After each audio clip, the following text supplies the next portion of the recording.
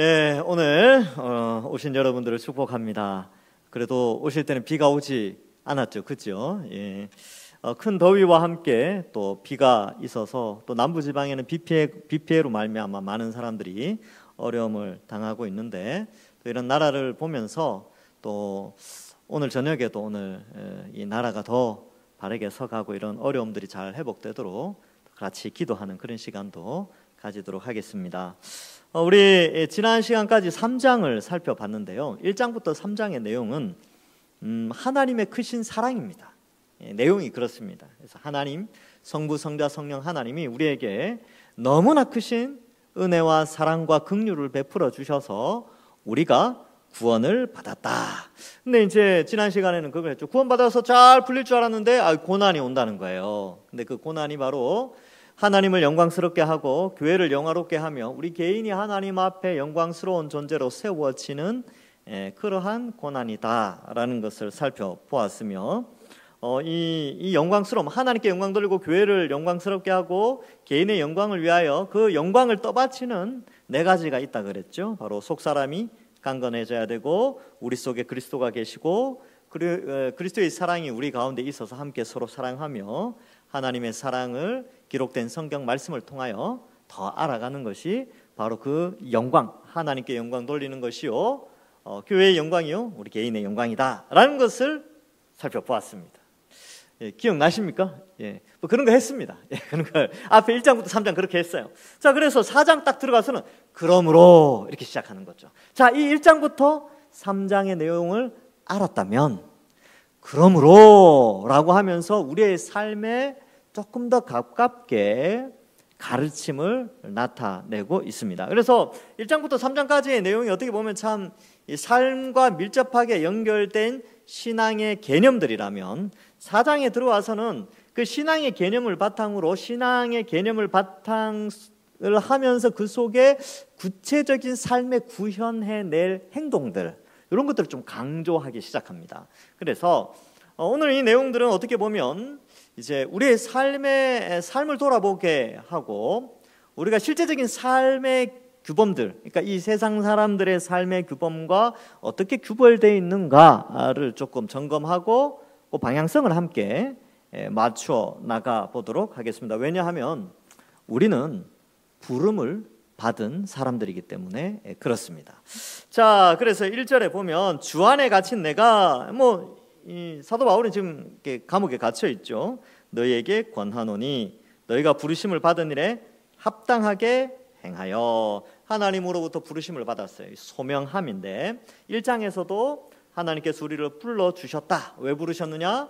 하나님의 자녀로, 거룩하고 흠이 없는 하나님의 자녀로, 아들들로 불러주셨다라는 것이죠.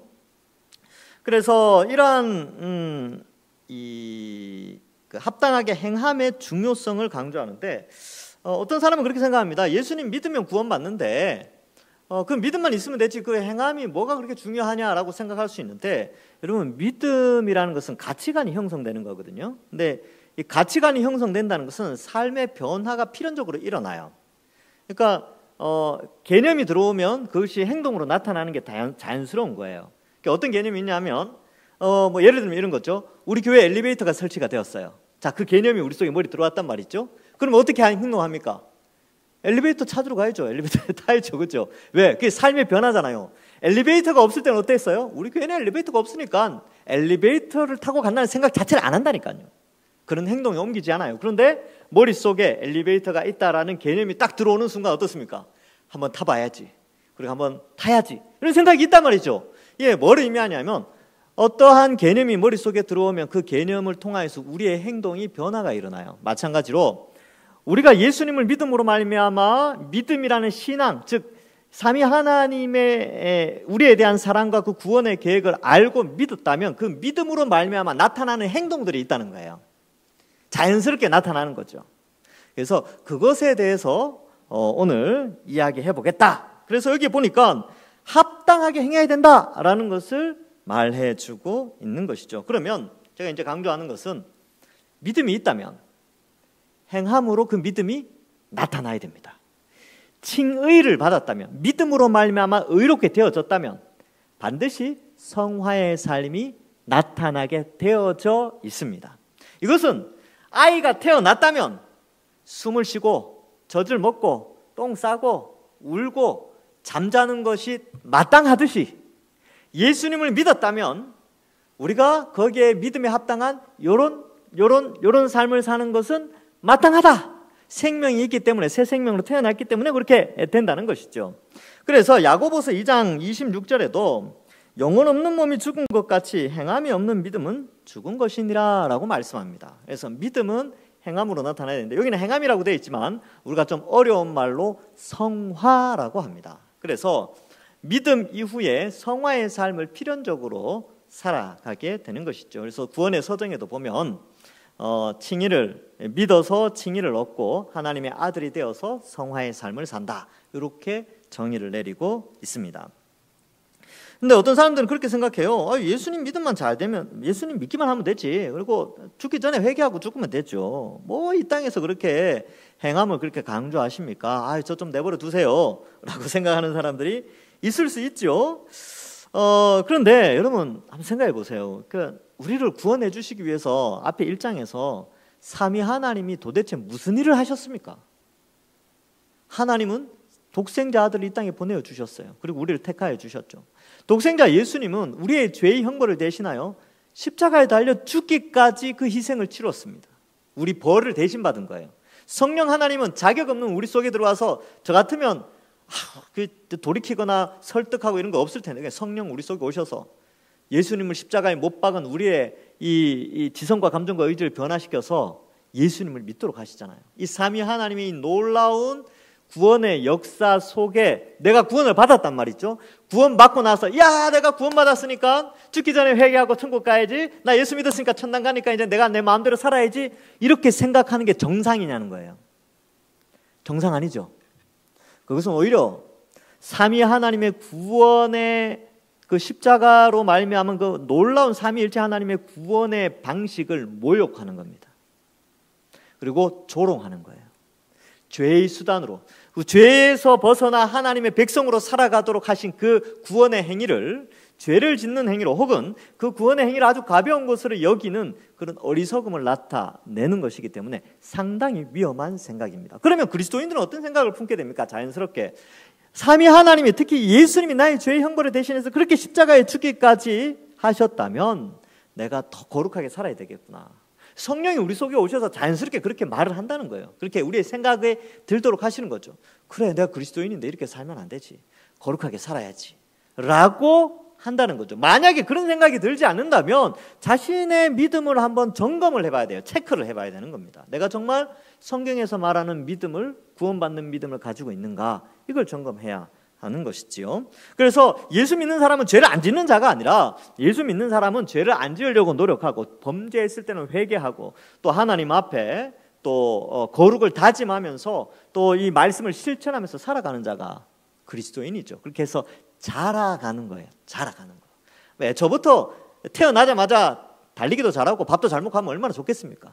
근데 이제 처음 예수님 믿고 나면요, 말도 못하고 그냥 겨우 기어다니지도 못하죠. 그냥 울기만 합니다.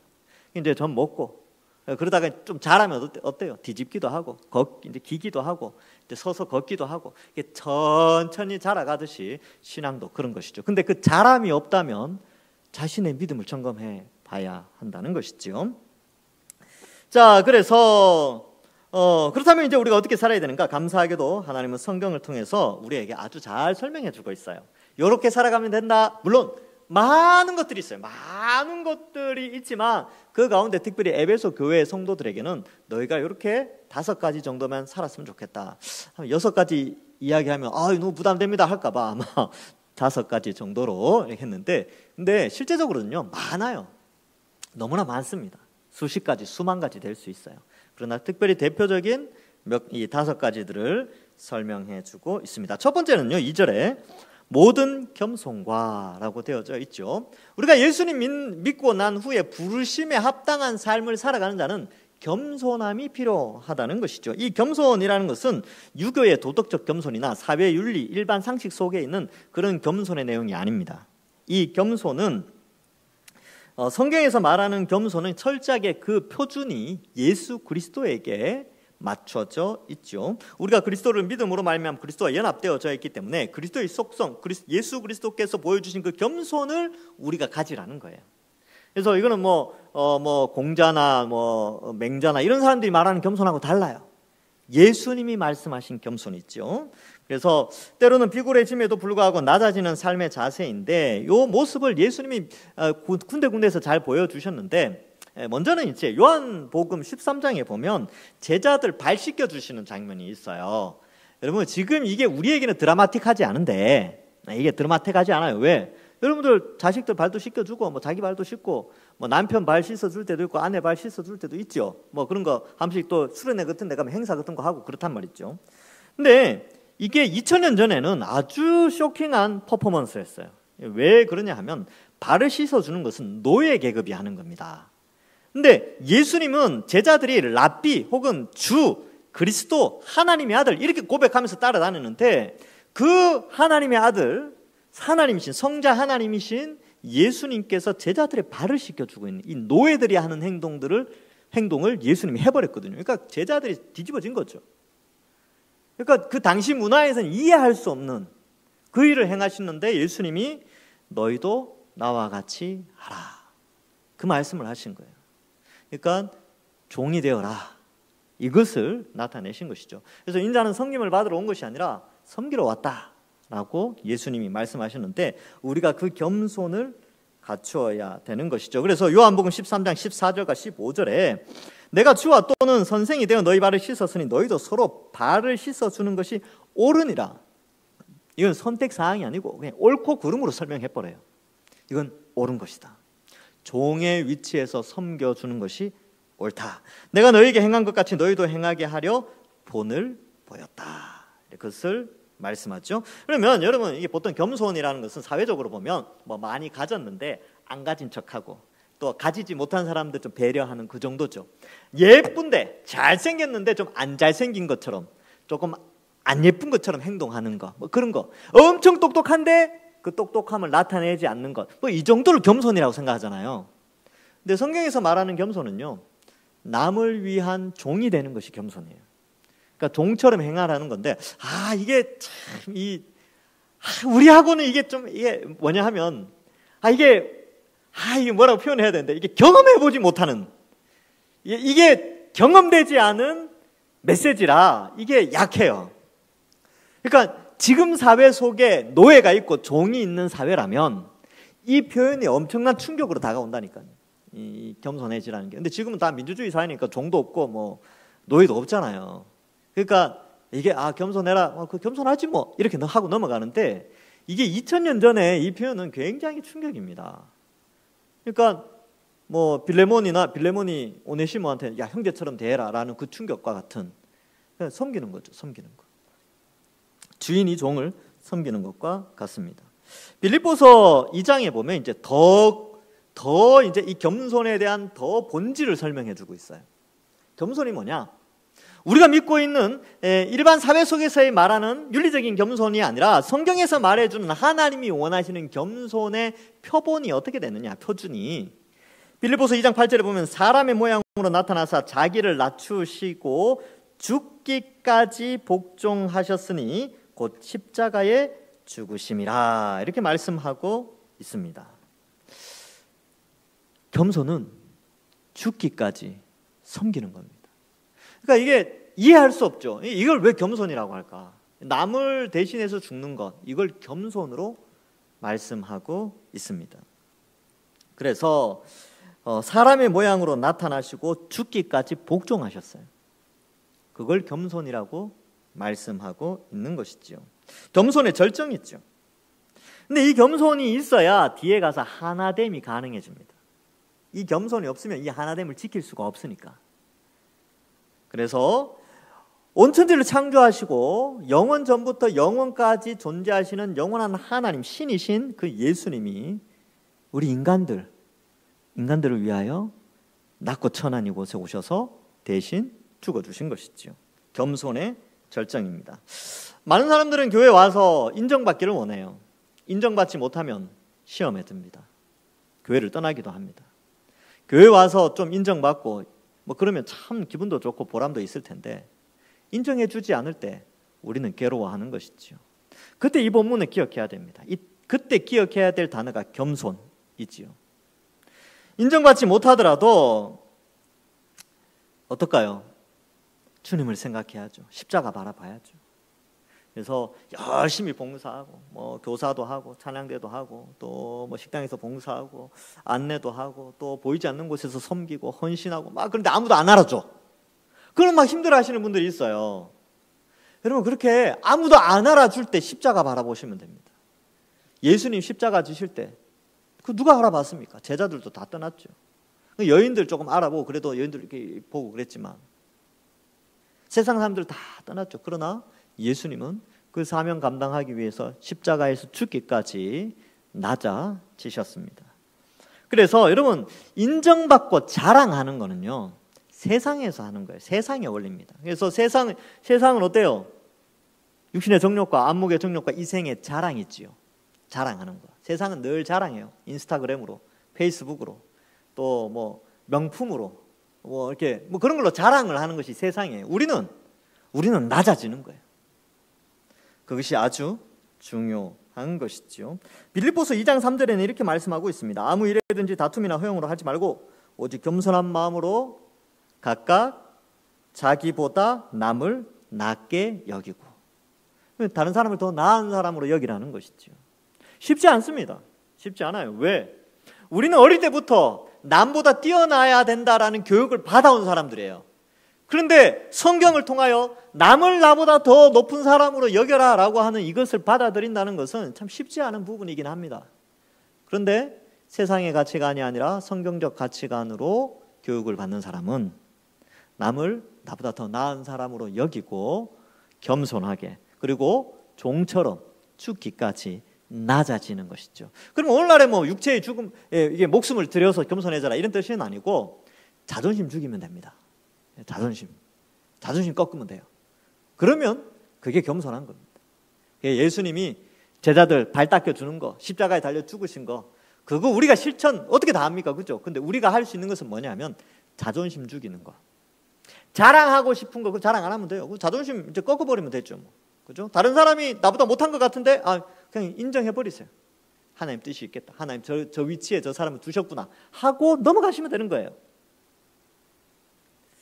그리고 가끔씩 하는 말이 있습니다. 나는 무시당해도 괜찮다. 이 말을 다시 한번 되뇌이시기 바랍니다. 여러분 자꾸 무시당하잖아요. 하나님이 높여주실 날이 있습니다. 낮아지면 높여주실 날이 있다니까요. 무시당하고 왜 그렇게 사냐? 왜 이렇게 낮아지냐? 그래 어떻게 그렇게 해? 하나님이 높여주실 날이 있다니까요. 조만간에 있든지 나중에 하나님 앞에 가서 그 높임을 받든지 그렇다니까요. 무시당해도 주님이 높여주실 날이 있다. 언젠간 주님이 높여주신다. 반드시 있습니다. 삶이 꽉 막힌 것 같다. 앞에 막혀서 막 시험 들고 힘들고 어렵다. 그때마다 하나님이 이 길을 열어주신다. 막혀진 우리의 길을 하나님이 열어주신다. 우리를 높여주실 날이 있다. 높여주실 그날을 바라보면 낮아지고 종의 모습으로 남을 나보다 낮게 여기자. 그렇게 사는 것이죠. 두 번째 자세는 온유입니다. 온유.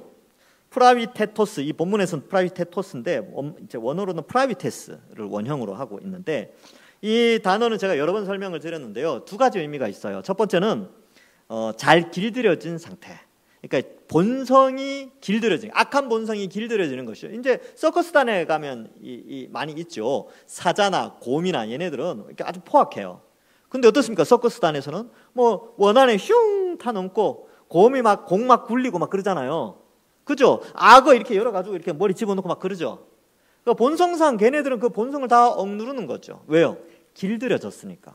그래서 이 온유라는 단어가 길들여지다라는 의미가 있습니다. 우리가 나면서부터 갖고 있던 죄의 본성들, 육체의 정욕과 마음의 정욕들, 이러한 원죄로 말미암아 발생된 그러한 죄의 본성들이 길들여진 상태, 이게 온유함입니다. 두 번째 의미는 가진 능력을 함부로 쓰지 않고 다른 사람의 연약함을 배려하여 꼭 필요할 때 능력을 나타내는 것. 이거는 이제 약간 해석이 들어간 것입니다. 그래서 이 헬라어 사전에 찾아보면 이렇게 해석이 좀 들어가서 이렇게 해석을 하는데 능력이 많은데 그걸 함부로 쓰지 않는 것이죠. 그렇죠? 힘이 아주 센데 어때요? 참는 거죠. 힘을 함부로 쓰지 않아요. 왜? 내가 그 힘을 썼을 때 나타나는 그것이 악한 결과가 나타날 수 있기 때문에 힘을 함부로 쓰지 않는 것이죠. 이러한 것, 이 온유한 것은요, 뒤에 서로 용납하는 것과도 상당히 많이 연결되어져 있습니다. 근데 여러분, 이 온유함의 절정을 보여주신 분이 또한 예수님이죠. 마태복음 11장 28절과 29절에 이렇게 말씀합니다. 수고하고 무거운 짐진 자들아 다 내게로 오라. 내가 너희를 쉬게 하리라. 나는 마음이 온유하고 겸손하니 나의 멍에를 메고 내게 배우라. 그리하면 너희 마음이 쉼을 얻으리라. 여기 온유라는 단어가 나오는데 프라이비테스. 예수님은요, 많은 능력을 가지셨지만 그것을 함부로 쓰지 않습니다. 그래서 예수님을 영접하지 않은 마을에 요한과 야고보가 막, 와, 저것들에게 불 내리십시오 막 그랬거든요. 우리의 아들이잖아요. 그러니까 예수님이 야, 그러면 안 된다. 그래서 내가 그거 못 하겠느냐. 그래서 막 또 그 목요일 날 잡혀가실 때 밤에, 그래서 베드로가 칼 빼가지고 막 말고의 길을 자르잖아요. 그때도 예수님이 야, 칼을 든 자는 칼로 망한다. 내가 천군 천사 불러서 이거 못 하겠냐. 그러나 하나님 주신 사명 때문에 그 일을 하는 거예요. 능력은 있지만 그 능력을 함부로 쓰지 않는 거죠. 왜요? 하나님의 영광을 위하여, 유익을 위하여 그렇게 하는 것입니다. 우리도 마찬가지죠. 우리도 온유한 성품이 필요합니다. 근데 이 온유함이 어디에서 이제 쉽게 찾아볼 수 있는가라고 했을 때 보통 자녀를 양육하는 부모에게서 이 온유함을 찾아볼 수 있습니다. 부모가 자녀를 양육할 때 어떻게 키웁니까? 여러분들 자녀들 어떻게 키우셨어요? 온유함으로 키우셨죠. 온유함으로. 능력이 있지만 참잖아요. 아이를 좁힐 수도 있고 집에서 쫓아낼 수도 있고 동사무소 주민센터 가서 호적에서 파버릴 수 있는 능력도 있어요. 근데 그렇게 안 하잖아요. 참잖아요. 가진 능력을 쓰지 않죠. 왜? 유익을 위하여, 그 자녀의 올바른 성장을 위해서 온유하게 참. 예수님도 그러셨어요. 예수님도 그 온유함을 나타내신 것입니다. 특별히 이제 사춘기 청소년들을 상대하는 부모님들한테 이 온유함이 상당히 잘 나타나요. 잘 참죠. 그리고 이해하고. 저희 부모님도 그랬던 것 같아요. 어릴 때는 맞았지만 제가 청소년 때는 되게 오래 참으신 것이 좀 기억이 납니다. 자, 세 번째는 부르심에 합당한 삶이 뭐냐 하면요, 오래 참음입니다. 이 앞에 나오는 온유와도 또 연결되지요. 온유한 자가 갖추고 있는 또 다른 모습은 바로 오래 참는 겁니다. 가진 능력을 함부로 쓰지 않기 때문에 참아야 되겠지요. 이 오래 참음은 불신자들 사이에서의 관계에서 나오는 것이 아니라 교회 공동체 안에서 오래 참는 거예요. 예수님 믿는 사람들 사이에서 오래 참는 건데, 굉장히 안 좋은 환경 속에서도 마음의 평정을 찾는 것이죠. 이거는 결국 이것도 예수님이에요. 예수님이 제자들 어떻게 대하셨습니까? 오래 참으셨죠. 저라면 열받아가지고 그것도 못하냐, 내 이때까지 가르쳤는데 다 도망가 버리니까 야, 이게 뭐냐, 부활해서 두고 보자. 지금은 십자가에 못 박히지만 내가 부활해서 너네들 다 찾아가서 내가 홍군형을 내줘야지. 그러실 수도 있잖아요. 그렇죠? 사람이 좀 다이얼질이면 그럴 수 있단 말이에요. 근데 예수님은요, 그러지 않았습니다. 부활하신 날, 그날 저녁에 제자들이 모인 곳에 나타나셔서 첫 마디가 너희에게 평강이 있을지어다. 평안을 선포하셨어요. 오래 참으신 거죠. 제자들의 그 연약함을 보시고 오래 참는 그 모습을 보여주는데, 여러분, 이 오래 참는 것은 하나님의 성품입니다. 예수님이 그 모습을 보여주셨고요, 하나님이 그 성품을 지금도 우리에게 보여주고 있습니다. 여러분, 만약에 우리가 우리 죄 때문에 벌을 받는다면 여기 살아있을 사람 몇 명 되겠습니까? 아무도 없어요. 죄 때문에 죄 짓는 순간순간마다 벌 받았다. 그럼 여기 맨몸으로 성한 사람 아무도 없습니다. 이미 갔거나 아니면 병원에 입원해 있거나 뭐 그랬겠죠. 근데 하나님이 다 참으세요. 오래 참으시죠. 보통은 하나님 나타나서 야, 이래라 그러면 보통 인간들은 두려워서 벌벌 떨면서 순종합니다.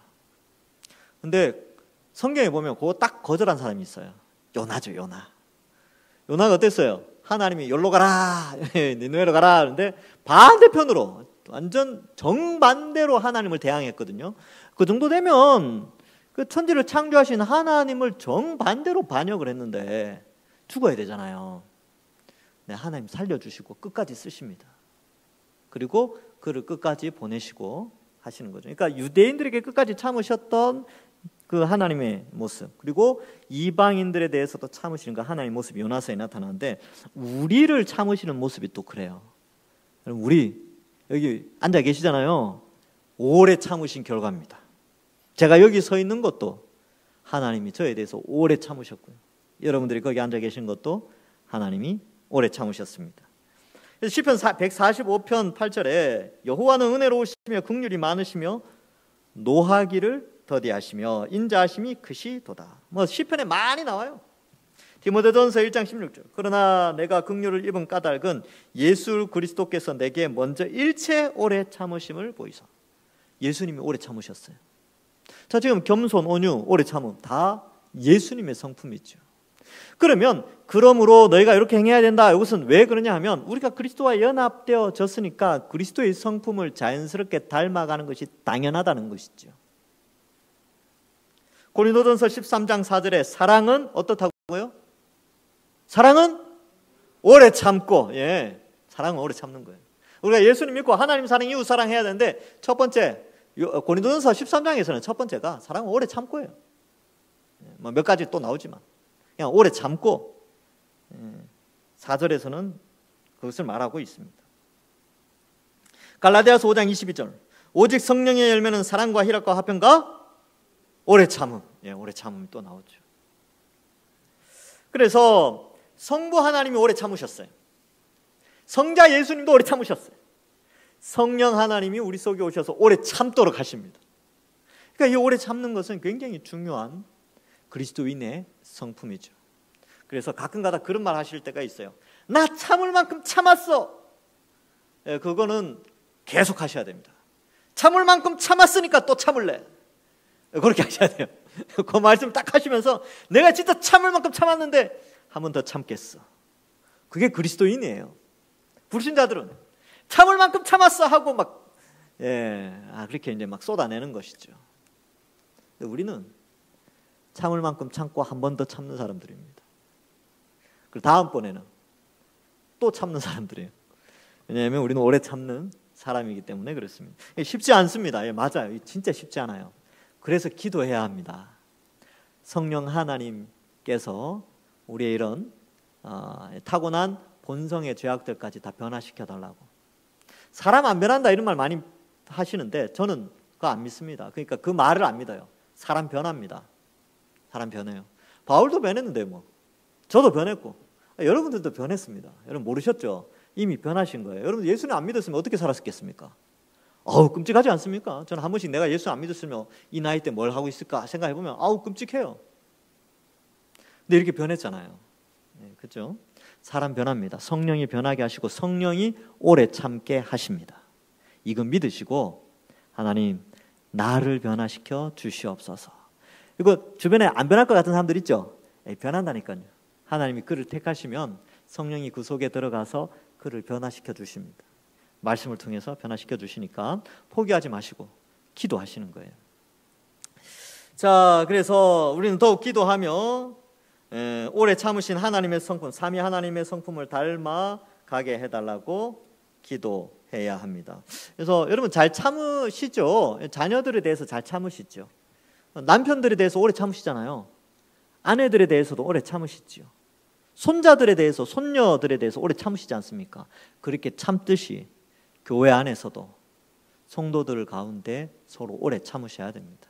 그래서 이렇게 보면 다 우리 가족이다 이렇게 생각하고 참는 것이죠. 네 번째는 사랑 가운데 서로 용납하는 것입니다. 그래서 이 용납이라는 것은 사랑 가운데서 용납하는 건데, 이 사랑이라는 것은 결국은 성부, 성자, 성령 하나님 예수 그리스도의 그 십자가 사랑을 깨달을 때 이 사랑 안에 용납할 수가 있어요. 왜? 십자가에서 왜 달리셨어요? 나를 위해 달리셨잖아요. 나의 죄의 형벌, 나의 죽음과 지옥 형벌을 대신하여 예수님이 그 사랑 가운데 나를 용납해 주셨어요. 하나님이 나를 용납해 주셨다니까요. 그 사랑 때문에. 성령님이 용납해 주셨으니까 오셔서 지성과 감정과 의지를 변화시켜 준 거예요. 사랑 때문에 용납해 주신 것처럼 우리도 사랑 가운데 용납해야 됩니다. 예수님이 그래서 1만 달란트 빚진 자 비유를 쓰잖아요. 우린 다 1만 달란트 수십억 빚을 졌는데 탕감받아서 제로, 빚 없다. 근데 옆 사람이 200데나리온, 그 몇백만 원 빚진 거 가지고 막 사람 막 가두고 막 때리고 그러면 안 된다는 것이죠. 근데 빚진 자 개념이 있으면, 빚을 탕감받은 자의 개념이 있으면 그 십자가를 먼저 생각하면 우리는 이 사랑 가운데 용납할 수 있어요.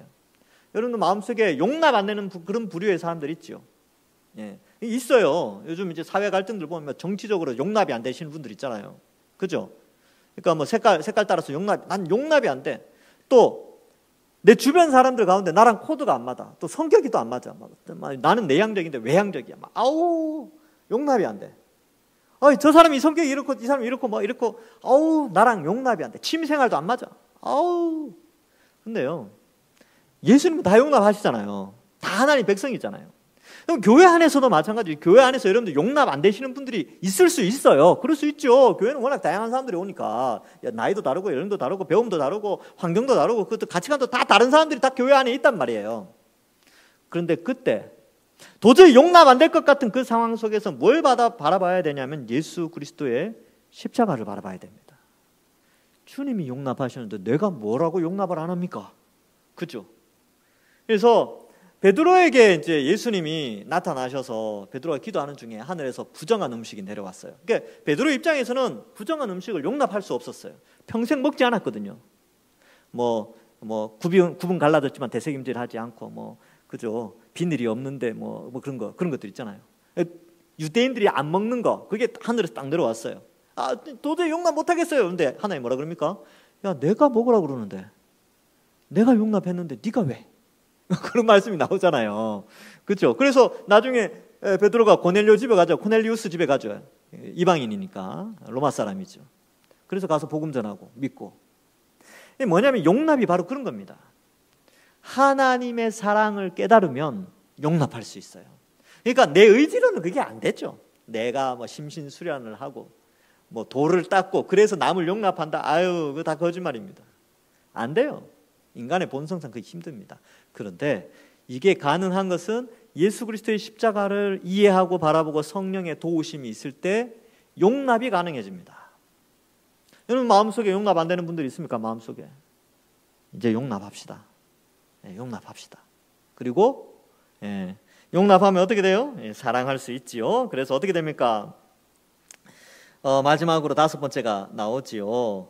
평안에 매는 줄로 성령이 하나 되게 하신 것을 힘써 지키게 되는 것입니다. 그래서 서로 하나 된 이 교회 공동체 안에서 하나 되는 거예요. 이 공동체의 틀을 벗어난 것을 용납하면 안 되는 거죠. 요거는 이제 잠깐 점검하고 넘어가야 되는데, 우리 공동체는 예수 그리스도의 십자가 복음으로 하나 된 공동체이기 때문에 우리 공동체 안에서는 서로 용납해야 됩니다. 그러나 이 공동체를 깨트리거나 진리를 무너뜨리는 것은 용납할 수 없죠. 그것도 사랑해야죠. 받아들이죠. 그게 안 된다는 거예요. 그래서 이단 사상이나 이 세상의 악한 타락한 문화나 문명 이런 것들은 받아들일 수 없어요.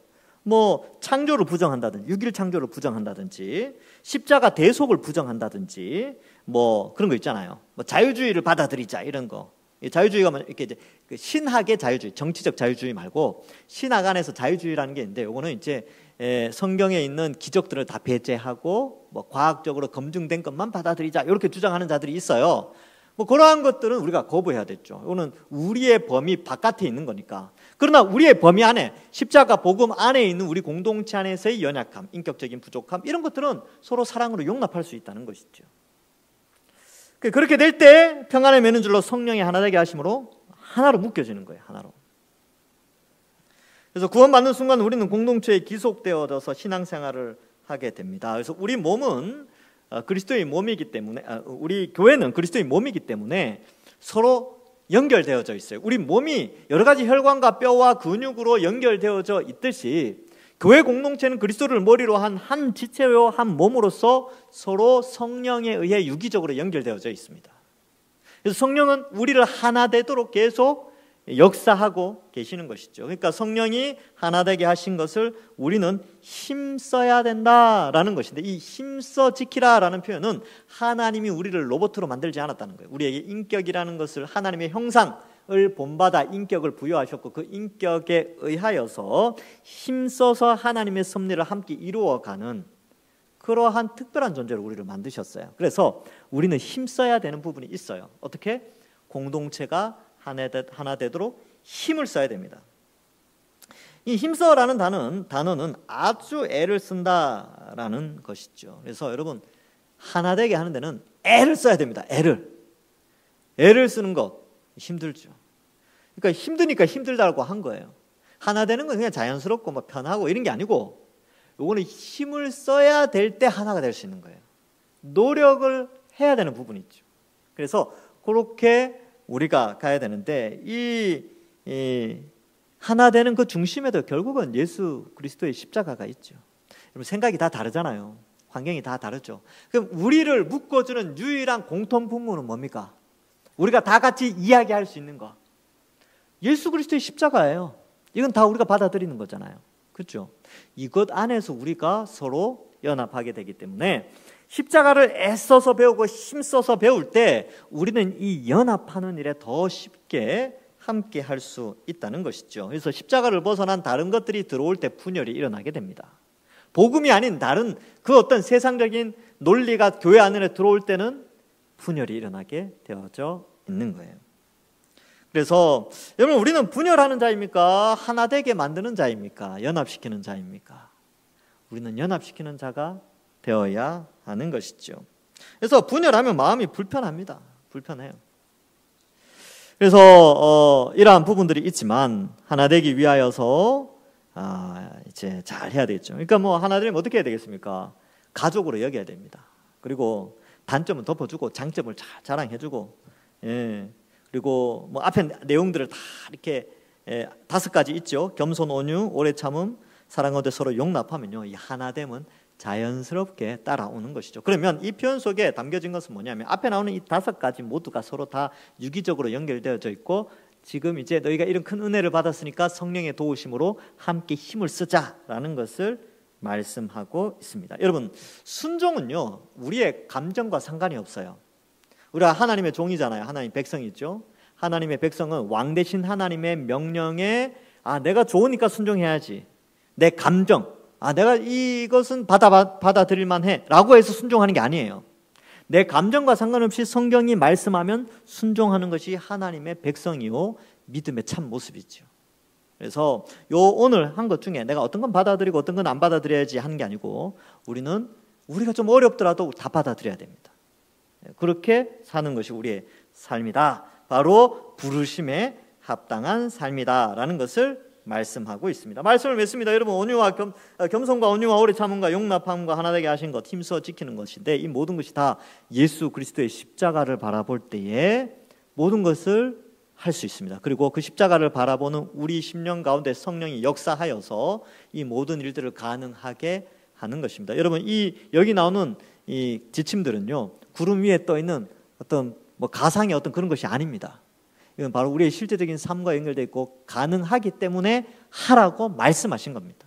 아무쪼록 우리가 삼위 하나님의 그 크신 은혜로 구원을 받은 자라면 오늘 이 본문 말씀처럼 예수님을 닮아서 겸손하고 온유하고 오래 참고 사랑 가운데 용납하고 성령이 하나 되게 하신 것을 힘써 지켜나가시는 우리 모든 주의 백성들 되시기를 주님의 이름으로 간절히 축원합니다. 기도하겠습니다. 하나님 아버지, 은혜를 감사합니다. 오늘 본문 말씀을 통하여 예수님을 바라보게 하시고, 본문의 내용은 삶의 윤리처럼 보이지만 그 삶의 윤리의 근원 속에 예수님의 십자가가 있다는 사실을 깨닫게 하여 주시니 감사합니다. 이 십자가 복음 붙잡고 우리의 삶의 영역에서 그리스도를 닮아가는 거룩한 삶, 겸손하고 온유하며 오래 참고 용납하고 하나 된 것을 힘써 지키는 우리 모두가 되게 하여 주셔서 우리 동산교회가 하나님께 칭찬받는 교회 되게 하시고 우리의 신앙이 주님을 닮은 신앙으로 칭찬받게 하여 주옵소서. 감사드리옵고 예수님의 이름으로 기도하옵나이다. 아멘.